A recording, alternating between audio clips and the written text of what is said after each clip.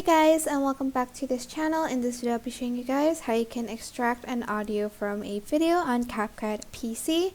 So you are just going to select audio and you're going to select extracted audio and you're going to select import.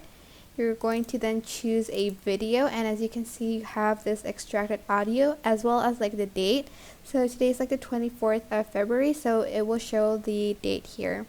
So you're just going to add it to track and you have your extracted audio, or you can go to your media and add in your video and right click and separate audio, and here you can just delete the video and add in like another video, for instance, if you want to.